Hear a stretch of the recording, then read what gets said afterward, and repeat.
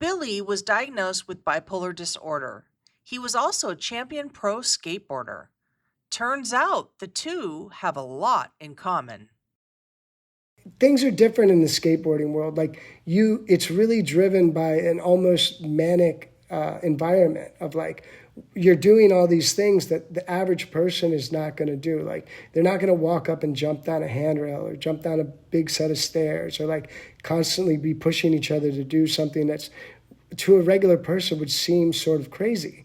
But like looking back on it now, like it's an environment where that can kind of thrive in some sense.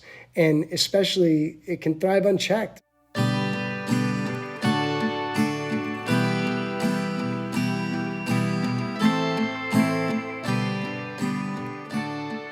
Welcome to In This Family, presented by Nexus Family Healing. I'm Dr. Michelle K. Murray, President and CEO.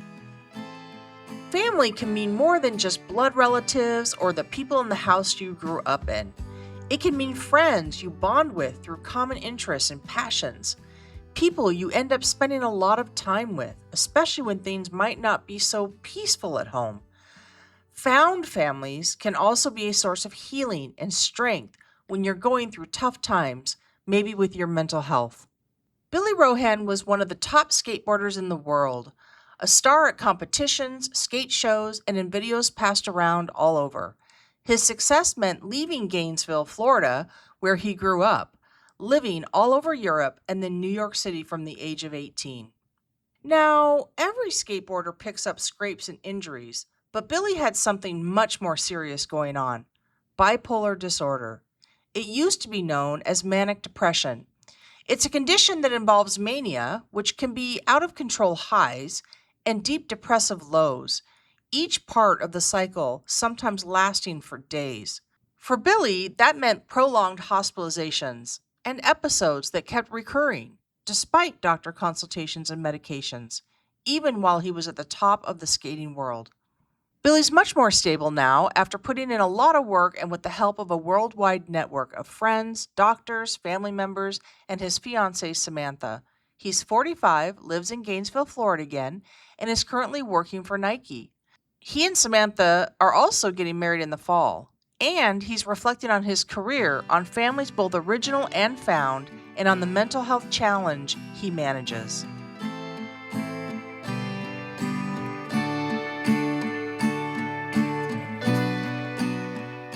Billy Rohan, thanks for being on In This Family. It's great to have you here. Thanks for having me. It's an honor to be here with you guys today. What got you into skateboarding?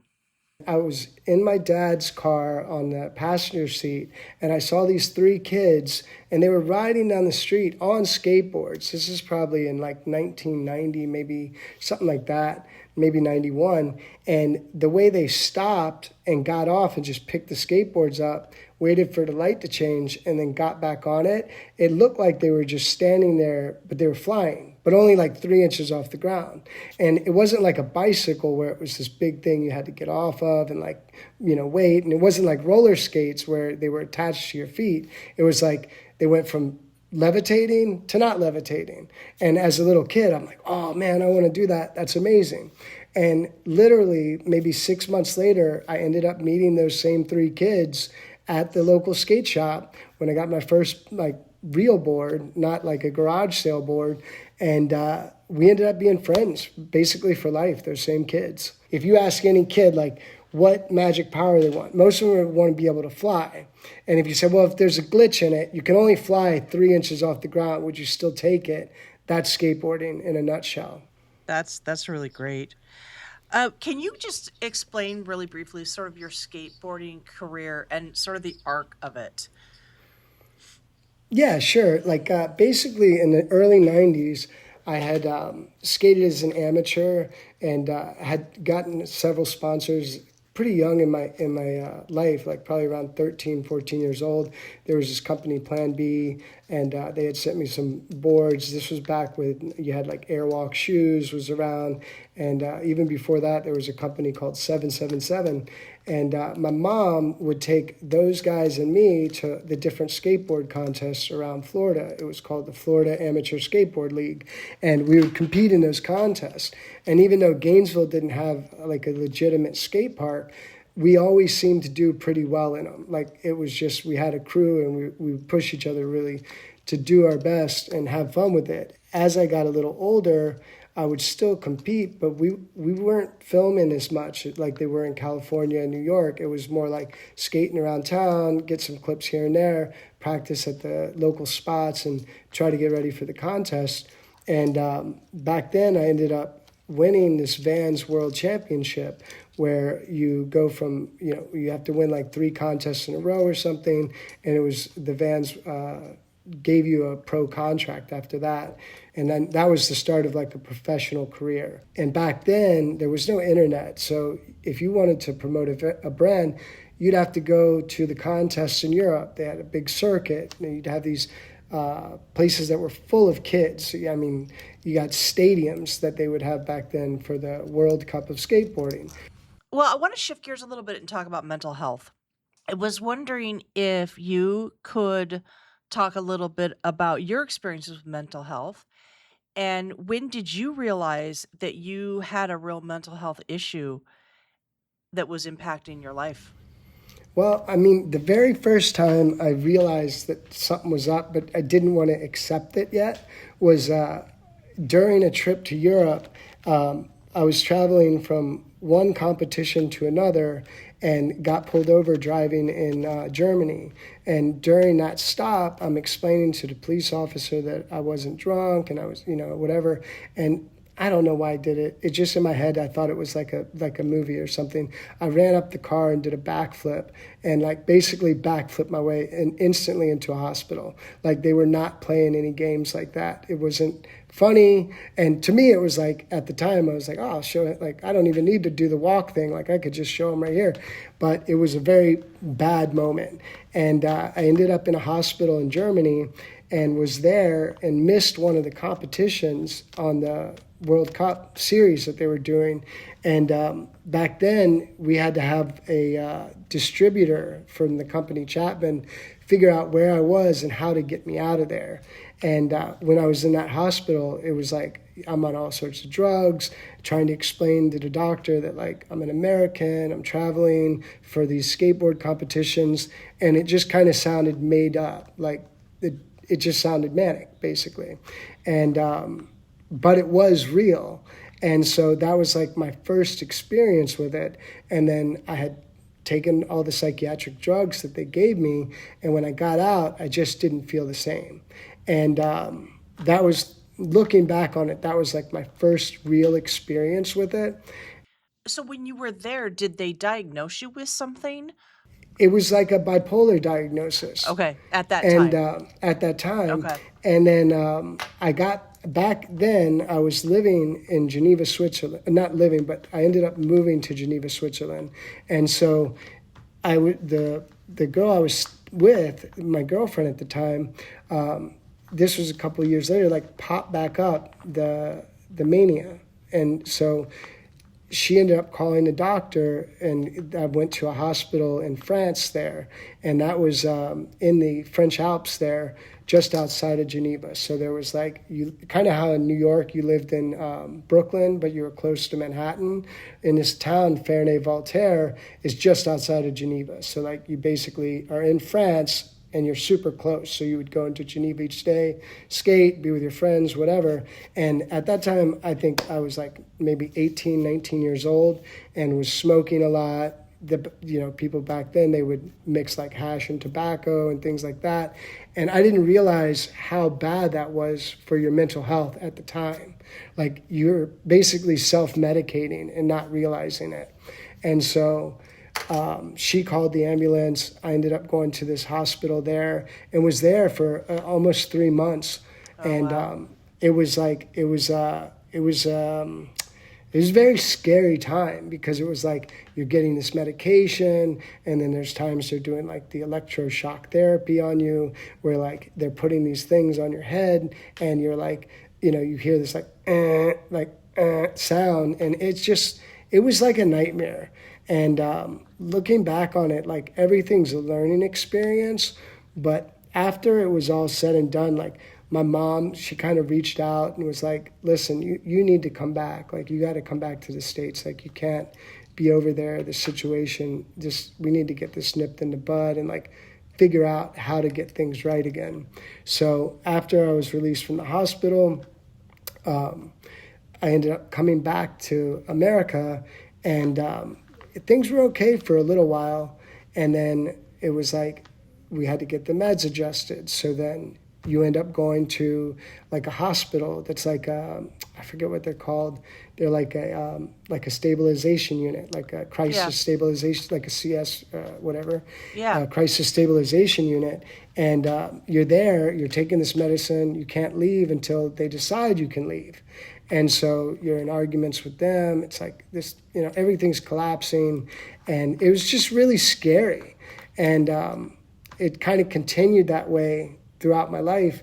Almost every 5 years, something would happen, and it was like I didn't want to take the medicine. The medicine made you feel horrible. And then it's like things are going well, no problems, work's good, life, and then all of a sudden something happens and you fall back into it, whether it's like self-medicating, drinking or smoking, whatever it might be. You don't realize that that's all triggers. Maybe too much coffee even.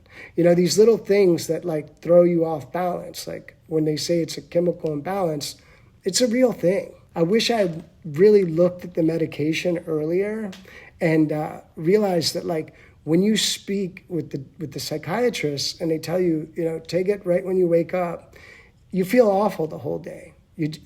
Most people stop taking this stuff because they say it makes them feel like a zombie. Now, I finally looked at it once and it said, take it during the nighttime before bed. And I checked with the psychiatrist. Yeah, take it before you go to sleep. And then literally it changed everything. It was like I took it before I went to bed, had a great sleep.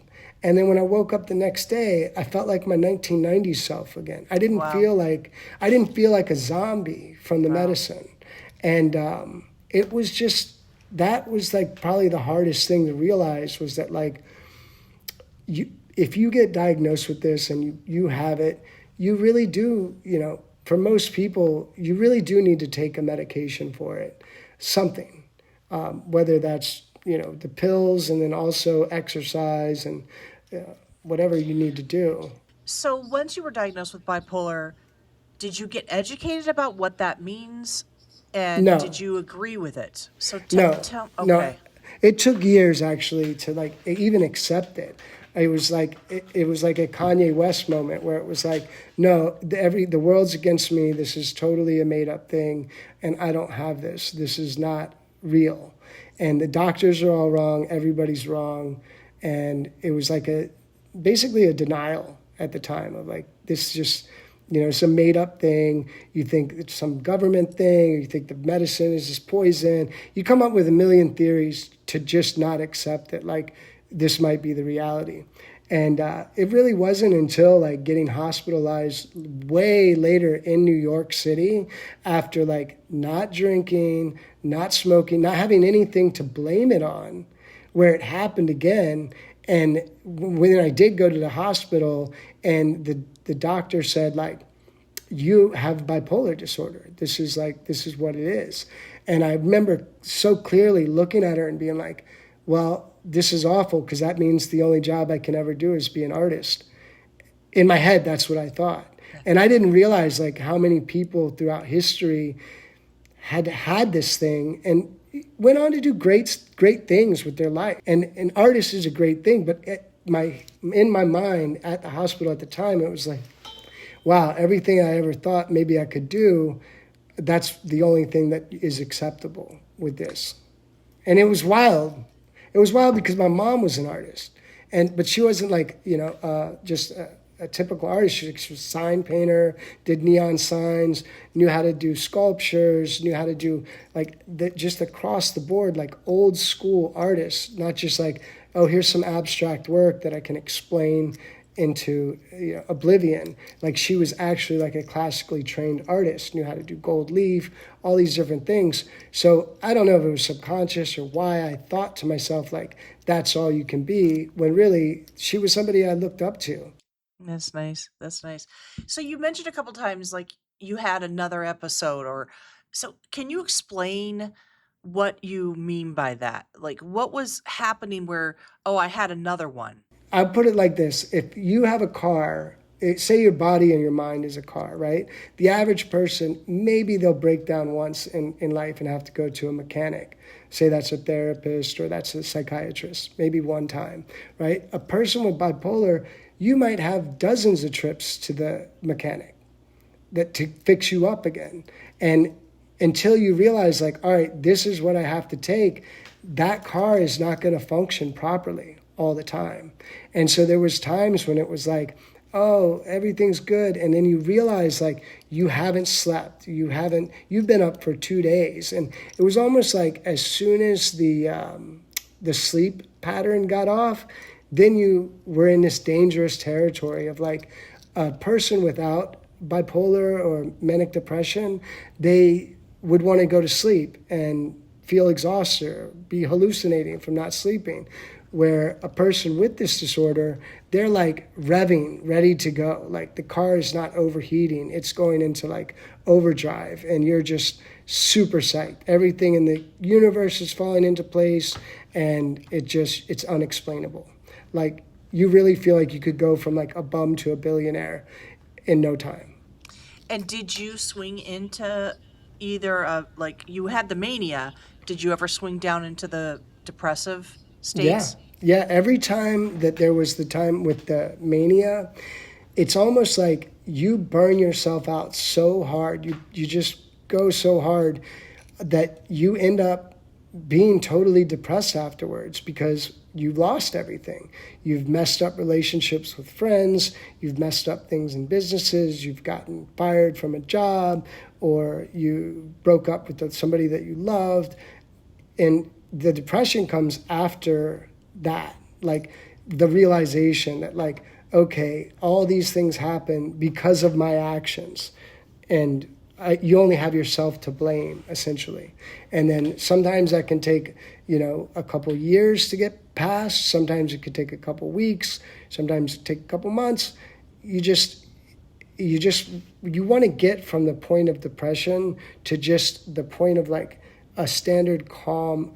I call it calm lake mind, where it's not like a stormy ocean, it's just calm. That seems to be like the hardest thing to achieve with it. And the key word is balance, and finding some sort of balance. And how do you find that balance? For me, it's more of a regiment.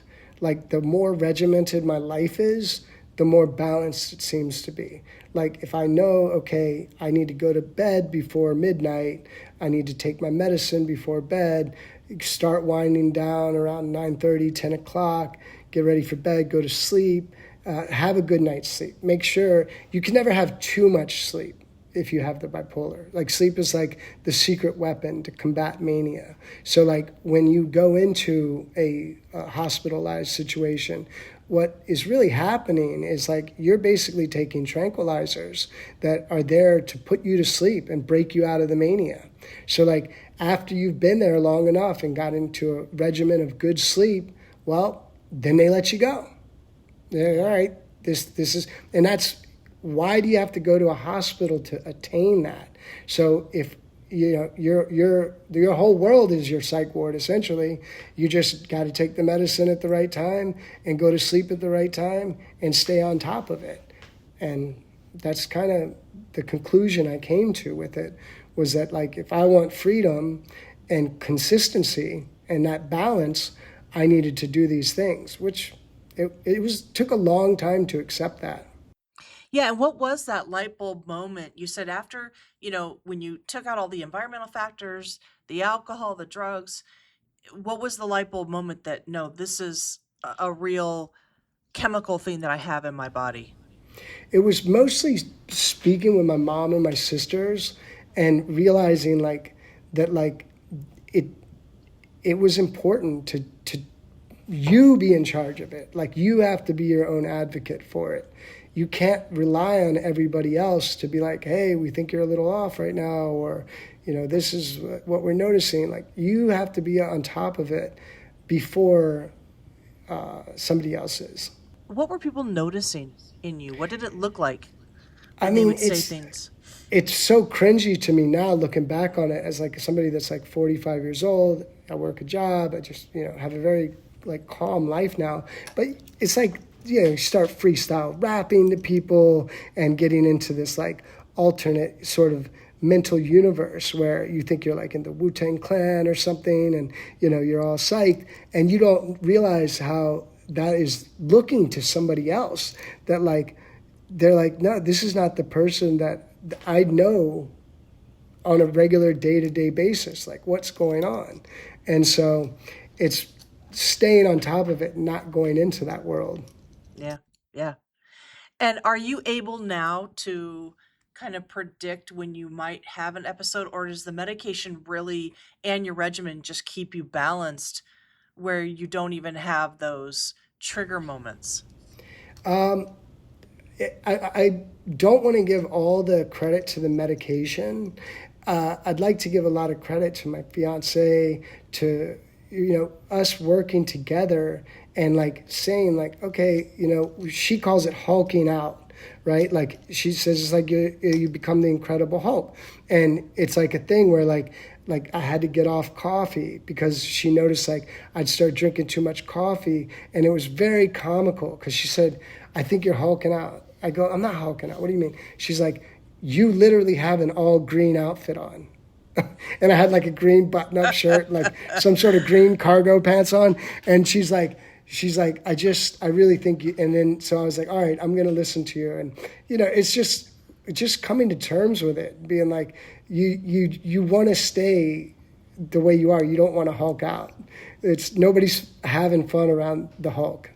Let's talk a little bit more about your family. Did your parents ever struggle with you as a child, or did they notice things with you as a child, maybe related to the bipolar or anything else that they I were mean, concerned about? I was definitely a handful when I was a kid, and my parents got divorced when I was very young, probably around 11 years old or something like that, and I just kind of took the skateboard as like an escape. Like I didn't want to be around it basically, and when they separated, it was like that was like I knew I could go anywhere in the world with it, and that would be like you're like to me it was like my own best friend essentially, and the skateboard would make you friends anywhere you went.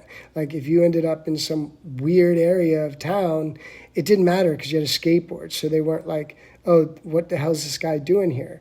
And I mean, in the South, growing up in Gainesville, there were certain areas, like if this was like a black neighborhood, but you were with a skateboard and your friends were black, you're all good. And you go to a white neighborhood and your friends are black and they had skateboards, like they were all good. Like it just was this magic kind of thing that if you had it, it just gave you the pass wherever you went. And I think that really shaped, we were all, the group of us, our parents had been divorced, and the skateboarding was something that gave us something to kind of latch onto, where it was like that movie Stand By Me, where it was like we're going exploring the whole city by ourselves. I remember it's like two black kids, two white kids, and we're skating all around the city, and that's what we did because we didn't want to be around our home situation. Yeah, so this skateboarding for you is not only like you're a pro skater, so you're obviously incredibly good at it. It brings you love, passion, all of those great things. And it sounds like it was a whole sense of community and maybe another family for you. Not just for me, but it was the most accepting group of people I've ever seen in any kind of art or sports situation at that time. Like back in the 90s, the people we looked up to were like Eric Costin and Kareem Campbell and these different skaters, where it was just something about it. And the only thing I could really compare it to was kind of like old kung fu movies where like you didn't really realize Bruce Lee was Asian. You just saw that he was like amazing at Kung Fu. Like you didn't realize like Eric Costin was an Asian guy. You just realized he had like a super good style of skating. You didn't realize like Kareem Campbell or Stevie Williams was a black skater. You just thought of him as like, that's an amazing skater. And so I think that's why skateboarding was so accessible and accepting to so many people during those times. It still is. And that's what made it incredible, was like that kind of acceptance of everybody, basically. It didn't matter. Like, I mean, we went to ramps where we knew it was like an old redneck guy that just did not like black people at all. But then if Eddie and Leonard showed up, he'd be like, oh man, y'all are ripping today. I can't believe it. Like, whoa, man. You know, and it was like their color disappeared because they were good at something that was so hard to be good at. I want to ask about a friend of yours from your time in New York, the late Harold Hunter. If I understand correctly, Harold was a famous skateboarder and actor, and it seems like he was a big influence on you. Was he like a therapeutic guide for you? In some ways, yes. It's hard to say because he had his own flaws, Sure. but he also was like, you know, this was like a street educated kid in the Lower East Side of New York City. So he's seen it all. And so if there was something I was doing that wasn't right, he would call me out on it. And he had a philosophy that really stuck with you. Tell me about that. It's just do you. And it was such an important moment of like realization for me, like, all right, I'm just going to be myself. Like, that's okay. And when he would be like, you know, just do you, but it also sometimes would be like if somebody was arguing with him or trying to like mess with him and hurt his feelings in some sort of way, it'd be like, just do you, like, leave me alone. Like, you go do you, I'm going to do me. And that was something that was the way they talked back then in New York. It was like, someone's bothering you, just do you. Like, I don't want anything to do with it. And in this sense, he would tell me like, hey, just do you, man, you got this. Like, so it could be used as a positive or as a, like, leave me alone. Like, Yeah. we didn't have Karens back then. There was no word for that. But if somebody came up to you and was like yelling at you at the skate spot, you're like, just do you, you know? But if someone was like, hey, man, I'm trying to do this thing. I want to make this thing happen. All right, well, just do you. You got this. So it was like it could go either way. And he really did. He looked out super hard. And that was basically what is. I always think that's such a wise quote, just do you. Yeah, that's great. If everybody in the world would just do you, we wouldn't really have many problems. Yeah. Whatever that is, that's as long as you're not messing with somebody else or causing trouble, like just do you is a pretty good thing. Yeah, that's great. Great share. Thank you for that. Okay, so you said that you were a challenge for your parents. What does that mean, a challenge? What does that look like? I was a bad kid. I mean, I like to like what? Like what does that mean? I mean, it's kind of funny, but looking back on it, like maybe you're stealing cigarettes from your mom's purse, or, you know, you're going outside in the woods and smoking with your little dog or something, or like you go steal something from the store and you're like 12 years old because you thought it was fun to do. And they don't know what's happening. And then, like, you know, you get in trouble when you're like 14, like just doing things that were not good. Because you were kind of free and you just wanted to see what would happen if you did it, essentially. And I mean, I think about it sometimes like, I'm glad I had my midlife crisis in my teenage years and not my 40s, because you have so much more to lose in your 40s. But if you just get it out of the way when you're younger, it's like, okay, like, it's done. Yeah, that's great. So, was there anything that your parents had to discover to parent you? Like, is there anything in particular they had to do to parent you successfully? When they separated, my mom got custody of me and my sisters. And so my mom, she would like educate us really more than anything, like kind of show us that like, no, that's not how this works. This is how this works. Like she didn't feel like she needed to hide stuff from us. She was very into reading. She loved to read books and if we had questions about things, she would tell us and kind of talk to us like adults so that we weren't like, oh, there'd be this little kid way of thinking. And that was just kind of how it was. Like, that was her best parenting, was kind of give us the freedom, but if you make a mistake, like, you lose that freedom and there's a disappointment there, rather than like physical kind of hitting or things like that. Back in the 90s, that was pretty normal. Like, if you did something bad, you got a spanking, and like that only lasts a couple minutes, whereas like somebody being like, we call it the spell of reflection, when somebody says like, I'm not ashamed, I'm just disappointed. Yeah. Like, they're not mad at you, they're just disappointed, because it makes you reflect on yourself, like, how did I disappoint this person? So it's like the spell of reflection. Like, I'm not mad at you, I'm just disappointed. And that was the way she kind of taught us, essentially, like, I'll trust you and let you go to New York or let you go on these trips, but you got to prove to me that you can do it. It sounds like that was really effective for you, a nice way for you to be parented by your mom. Sometimes I think it was great. Other times I wonder. I mean, I know it didn't necessarily have anything to do with the bipolar disorder, and at the age that it came on is pretty standard for like when that does come on. But, she allowed me to like basically leave the house early. And I lived in London before Switzerland, and from the age of 18, 19, and then moved over to Switzerland from there. And it was like, that was like, most kids weren't doing that at that time. Yeah. So solo, at least. Was it too much freedom for you? Maybe. I mean, it might have been. I don't know if there's such thing as too much freedom, because you can really learn from it. But it was just one of those things where, like, the guys that I met in London that skated, they're all doing really well right now. And even though I haven't seen them in like 25 years, these are people that I always hold as great friends. And we were in Switzerland like 2 years ago with my fiancee, and we got to see an old skater friend that was literally looked out for me like back in the 90s, like had a skate shop there and just kept an eye out, like an uncle almost. And we just connected and we're friends immediately again after not seeing each other for 20 years. So it's a tough call, really. I learned a lot. I saw a lot of things, and I don't regret it at all.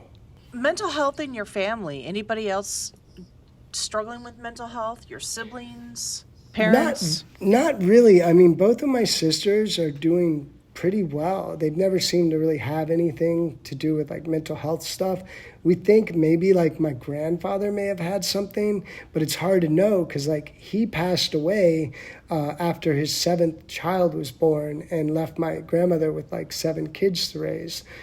And so my dad was the oldest, so it was like they ended up having 23 grandchildren, and I was the first out of those grandchildren. So it was a very, very big family. But from the pictures that we see of Grandpa Rohan, we're like, well, he might have had a little bit of the BP, so we're not sure. And it could just be chemicals. I don't know. I don't know, because I don't see it much from other people in my family. Okay, all right. I wonder if you can identify a relationship or relationships as you were growing up where you look back now and you realize that some of the maybe problems in that relationship were related to your bipolar symptoms, maybe even when you didn't even know you had that. Yeah, I mean, when I think about it, there's definitely some that if I had caught it earlier, wouldn't have led to like romantic demise. Say more about that. What do you mean? Like say you've been in a relationship for several years and everything's going well, and then you have this episode and it explodes, and it's like that's the end of it. It's like done. There's no fixing it, and you don't realize like that's what caused it, but you also don't want to blame something for your own actions. Like you got to take responsibility for it. And that's something that at the time you don't realize that it may have played a role in. So like that's a real thing. I mean, you lose love because of it. And like it's probably the hardest thing to learn to get past, like the depression that comes with after losing a loved situation. Like definitely when I was in Europe, it was like the person I was with, we met too young at the time. We were both like 18, and I didn't know what was going on with the mental health stuff. And that was something that definitely collapsed because of the bipolar disorder and the not being on top of it. And even now, it's like I do everything I can to stay on top of things because my fiancee was my very first girlfriend in 8th grade. I've loved her ever since I was a kid, and I never thought I would ever see her again. And like, she ran into me in Gainesville. She had been living up in Atlanta, Georgia, and Philadelphia, and I had been living in New York for a long time, almost the same amount of time. And I never really looked her up. Like I Googled once and was like, thought she was like married to some FBI agent, but it was because I put in the last name wrong. Like I spelled it wrong. Just like curious. You're like, oh, this is my first girlfriend. I wonder how she's doing. And then when we ran into each other, we realized like, we still really passionately cared about each other and had things that we could really relate to. And, we've been together for a couple of years now and traveled. And, that's like what Bill Murray said. He's like, if you really love somebody, go somewhere that's really hard to travel to. And if you get off the plane on your way back and you still love each other, marry them. And so we did all those things. And now we're like, okay, yeah, we got this. Is there anything in particular that, your fiance either does or other family members do to specifically support you in your mental health, stability and challenges? The stability is really the check-in, right? It's like you're checking in with my sisters every couple of days or every couple of weeks. They just, give you a call and say how you doing and, what is going on. My mom passed away last year. Yeah, I'm sorry to hear that. And thank you. And she had a stroke, and it was a really difficult situation that could have pushed me in a bad direction, but because we were all there as a family unit together, and I didn't use it as some sort of excuse to like go drinking or self-medicate or something like that. I just stayed the course, and my fiance was there to be like, I'm with you, like we got this, like, and it really, really helped tremendously, basically. Wow. Yeah. Really... So it's. I feel like for anybody out there that's dealing with it, it's like whether you're on the medication or you're not, what seems to help me the most is just that friendship and family check-in. Like, give them a call. Like, don't just double heart like their thing on Instagram. Like, call them. They want to hear your voice. People want to be there in real life for each other. That's great advice. I hope people really take that in and listen to that, because sometimes when people are going through mental health episodes, particularly if somebody's in their low depressive state or a manic state, it can be hard for other people sometimes to be around people. They don't know how to respond. They don't know how to act. And it seems like the people in your life were able to reach you. I mean, emotionally reach you. Yeah, sometimes there was times when they were not able to reach me, and then that's when you end up in a situation where you just got to get some other type of help. But it seems like as you grow older, you just realize like, I'm not into it. I don't have time to do that. Like, you would rather put on 10 extra pounds because you're taking this medication and have things go smoothly in your life than be like, oh my God, I can do anything, and then you lose everything. So where's your relationship with your dad right now? He's still here in Gainesville, and we talk to each other almost every other day. We call and speak to each other, and it's a good relationship. It's better than it's ever been in my life, and that's just how it is. I think most things get better with time, essentially. And you forgive each other. Like, I wasn't perfect, he wasn't perfect, but we did the best we could with what we had. And I think he misses that I was gone for a lot of my childhood or in my teens and early adulthood. And so I feel bad in some ways about that. But also, now we're both older and it's just a whole different world. So we get to spend time together when we have it. Like I said, I'm busy working a lot of times. And, it could be better. Well, it is good that time can sometimes bring people closer together, and age and wisdom and a little more maturity can help with some of that stuff too. Is there anything in particular that you and your dad have had to kind of work through to even be where you are now? I mean, we had to work through a lot to get to where we are now from the past, like what his expectations of me were as a kid versus what I ended up doing with my life. Like one of the main things was like here in Gainesville, when I first got back here, I didn't want to be here. And so I built this skateboard shop with, reminded me of like the kind of group that we had in New York, where it was like a place for people to meet up, hang out, skate. Even though it didn't make much money, I'd work construction on the side and help pay for the rent of it. And my dad would come by there and he would always say, why don't you just get a regular job? This isn't making a lot of money. Why do you do this? And then it was like, but he still got to come there almost every day and see me. And then when I did get a job after the skate shop got closed down, it was like, well, now we don't get to see each other anymore, because I'm working, you're working. So, he got what he wanted and I'm happy, where I'm at, but it's like that's sort of, this is, not his thing, what he expected, basically. So sometimes you get what you wish for and it's not what you thought it was going to be. Yeah, or what you wish for somebody else. Yeah, that's really powerful. What helped you get over meeting your parents' expectations for you and just saying, hey, this is who I am? I think it was just being young and you felt like you were surrounded by like a group of peers that were doing a similar thing. And then there was a time later in my life where like I met people that had nothing to do with the skateboarding world that ended up influencing me, whether it was in the art world or it was like some older gentlemen that were like kind of there for me as like father figures that I could look up to and kind of emulate in a way. And that really helped shape and mold who I was. And the skateboarding thing, I had such a good time with it. But as time goes by, you realize you can't do anything forever.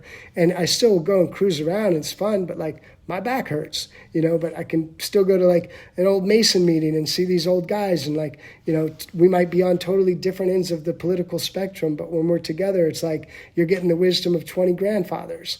And that's cool. It's something sometimes you got to go to totally different worlds to see what is really out there. Let me ask you about your sisters. I asked about your dad. Where are you at with your relationship with your sisters?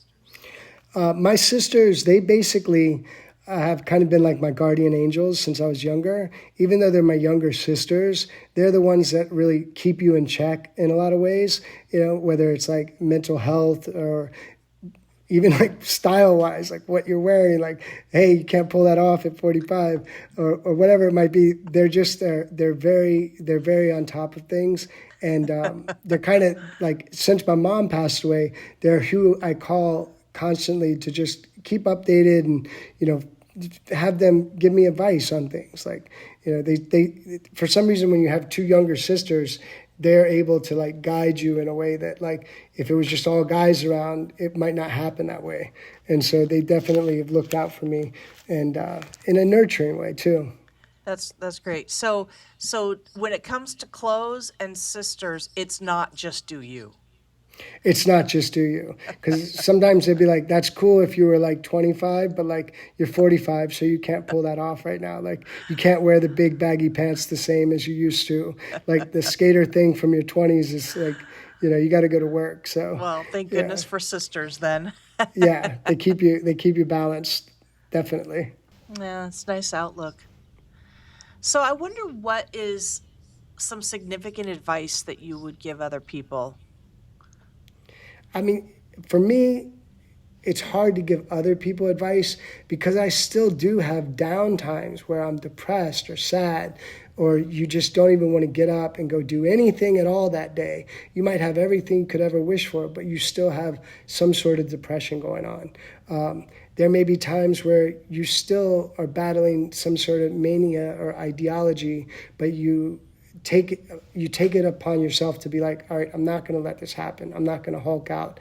And I feel like for anybody that's really dealing with this disorder is to listen to your doctor. And if you haven't tried taking the medicine at night before bed, really try it before you just say, I'm not going to do this. I know it has different side effects for all different people, but sometimes it can really make the difference of like your quality of life being balanced, or 10 years of like devastation on and off. So that's probably the best advice I wish somebody would have given me, was like, try it before bed and then decide if you really don't want to do it at all or not. Because that seems to be the biggest issue with the mental health stuff, is that people just are like, no, I'm not taking this medicine. It makes me fat and I feel like a zombie. And when you get into the down phases, the depressive phases, is there anything that you say to yourself when you're in that phase to help you get through it and out to the other side? You think about people that you love, and that if you hurt yourself or you did anything like that they would miss you.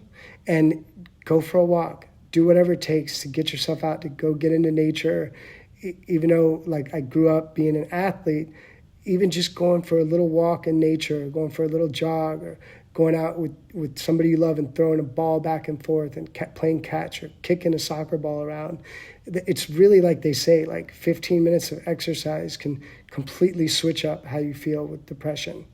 And whether that's yoga or kicking a soccer ball or going for a run, skateboarding, whatever it might be, there's just something there that when we're on our phones all day or screens all day, that sun and that exercise can really make you feel a lot better. Well, I would love to know what you're doing now with your creative energy. You're creating art? Did you say that earlier?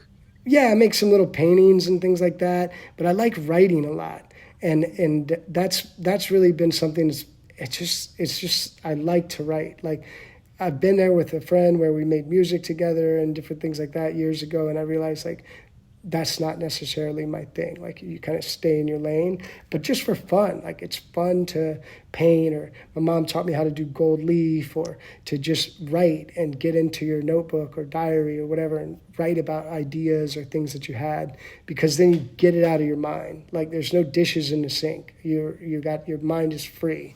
And so I really say, like, in the future, just focusing a lot on writing and just playing other sport, doing other things that are fun.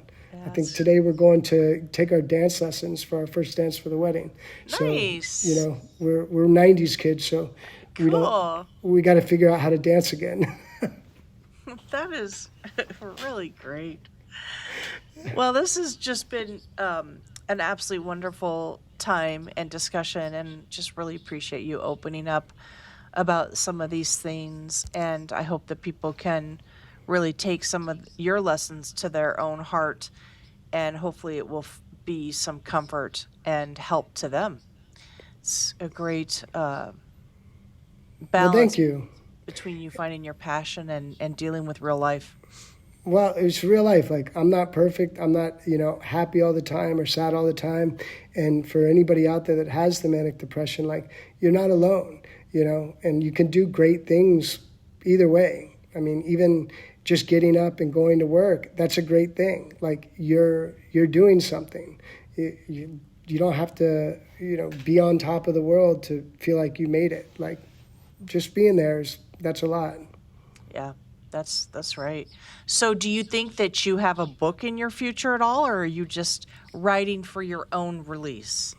I'd love to write a book. That would be fun. I've had a couple people say, hey, you should do that. And, I got to get the process down. Like, sit down and do 1 page a day, and then know that in a year you've got it done. I think the first step was, like, I think 2 or 3 days ago, I had a really good friend. His name's Sean Powers. He's an artist, skater up in New York. He skates for this company, Palace. And he deactivated his Instagram. And I saw it, and I said, hey, I called him up. I go, you all right, man? I go, did you get off Instagram? And he's like, yeah, actually I did. And I was like, I couldn't believe it, because this is somebody that, like, thousands of people follow, and that's like part of his thing. And I asked him how he did it, and he sent me the little breakdown of how to deactivate it. I did that, and after deactivating mine, it's like I feel like I'm off of the casino. Like, the social media is like hours long of casino for your brain, of like, that's interesting, not interesting, beautiful, gross, what, political, this. And it just can eat up so much time. So I feel like by getting off that, it really, I feel so much different just in a couple of days, so different. It's been so great to have you on the show. I appreciate you so much. Thank you. Yeah, thank you. I usually talk to the guest at the end about where people can find them online, but Billy Rohan is taking a little break from social media. I suggest looking up his skateboard videos on YouTube for sure. They are great to watch. He says anyone can also email him at billyrohan@yahoo.com. In This Family is presented by Nexus Family Healing, a national nonprofit mental health organization. You can learn more about Nexus and how to support our mission at nexusfamilyhealing.org. The show is produced by John Moe with music from Jeremy Messersmith. If you liked what you heard, be sure to subscribe, rate, and write a review. I'm Dr. Michelle K. Murray. See you next time.